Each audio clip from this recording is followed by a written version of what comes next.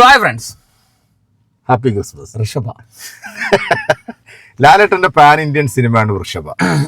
Nanda കിഷോറാണ് director. Telugu പടമാണ് cinema, dubbing ആണ്, മലയാളത്തിലേക്ക് കൊണ്ട് പാൻ ഇന്ത്യൻ ആണ്. എല്ലാ ഭാഷയിലും സിനിമ ഇറങ്ങിയിട്ടുണ്ട്. സമർജിത് ലങ്കേഷ് ലാലേട്ടന്റെ മകനായിട്ട് അന്യായ വെറുപ്പിക്കൽ. ഈ സിനിമയുടെ ഒരു ഡയലോഗ് എനിക്ക് ഓർമ്മ, ഇതിനകത്തെ അല്ല, പണ്ട് നമ്മുടെ ഇയാൾ പറഞ്ഞ സൗമ്യം പറഞ്ഞത്, ഈ നായർ മേനോൻ വർമ്മ വിട്ടുള്ള കളിയിൽ എന്ന് പറഞ്ഞത് അദ്ദേഹം ഒരു വർമ്മയായിട്ടാണ്.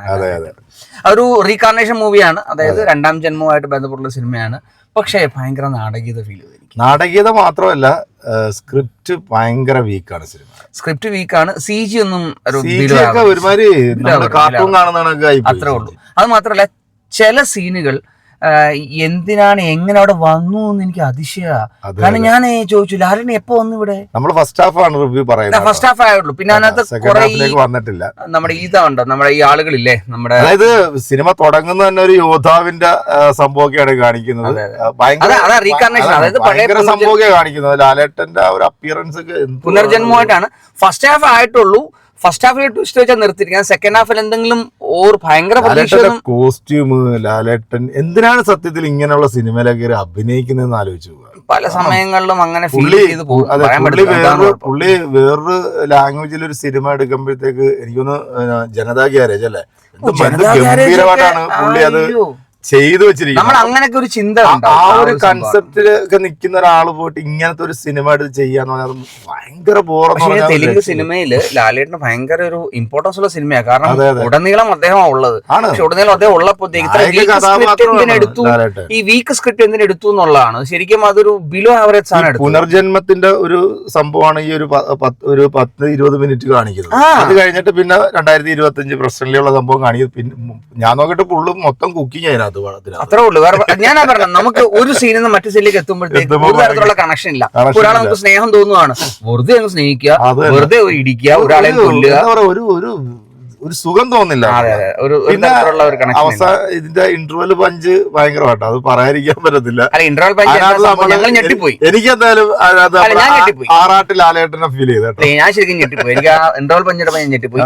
എന്തിനാണ് ഇങ്ങനെ ഇന്റർവൽ പഞ്ച് എനിക്ക് അറിയത്തില്ല, എന്തിനാണ് ഇങ്ങനെ ഒരു കണക്ഷൻ എനിക്കെന്ന് അറിയത്തില്ല. പല സന്ദർഭങ്ങളിലും അനവസരത്തിൽ പല കാര്യങ്ങളും കയറി വരുന്നതായിട്ട് ഫീൽ ചെയ്ത് ഭയങ്കര അതിശോക്തി ഫീൽ ചെയ്തു. ആൻഡ് ഞാൻ ആകെ പറഞ്ഞ തന്നെ എനിക്ക് നാടകീയത ഓവറായിട്ട് ഫീൽ ചെയ്തു. എനിക്കൊന്നേ തുടരും സിനിമയിലും നമ്മൾ ലാലേട്ടന് നല്ലൊരു ഫൈറ്റ് കണ്ടായിരുന്നു. പക്ഷെ ഇതിനകത്ത് ഈ ഇന്റർവെൽ പഞ്ചിലുള്ള ആ ഒരു ഫൈറ്റിനകത്ത് കറക്റ്റ് നമ്മൾ ആറാട്ട് ആ സിനിമയുടെ സെയിം കോസ്റ്റ്യൂം, സെയിം ഫൈറ്റ് ഒക്കെ തന്നെയാണ്.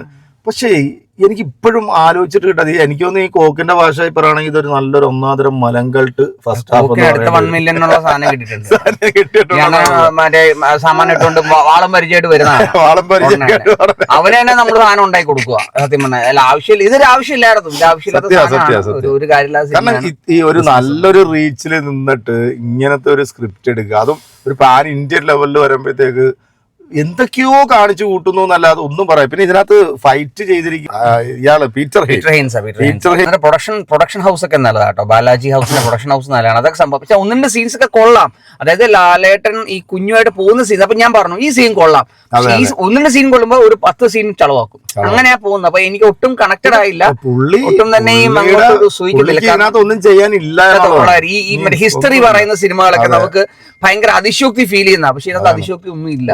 അത് മാത്രമല്ല, സെറ്റ് ഒക്കെ ഭയങ്കര മോശം. അതായത് ഒരു എന്താ പറയാ, ഒരു ഓഡിറ്റോറിയത്തിലേക്ക് സെറ്റ് പിടിക്കൊണ്ടാക്കത്തില്ലേ, അതുപോലെ സെറ്റ് മാത്രമല്ല. അതിനപ്പുറം ഒന്നും എന്നത് പറയാനില്ല. ഇനി സെക്കൻഡ് ഹാഫിൽ എത്തുമ്പോൾ എന്തെങ്കിലും വ്യത്യസ്തമായിട്ടുള്ള ഗ്രാഫ് പോകുവാണെങ്കിൽ കൊള്ളായിരിക്കും. സെക്കൻഡ് ഹാഫ് കൊണ്ടുവന്നൊരു ട്വിസ്റ്റ് അത് എന്തിനാണ് അങ്ങനെ ചെയ്യാൻ നമുക്ക് അറിയത്തില്ല. നമുക്ക് ഇനിയിപ്പോ സെക്കൻഡ് ഹാഫ് കണ്ടാലേ അറിയത്തുള്ളൂ. എന്തായാലും ഫസ്റ്റ് ഹാഫ് ഇതാണ് നമ്മളുടെ റിവ്യൂ.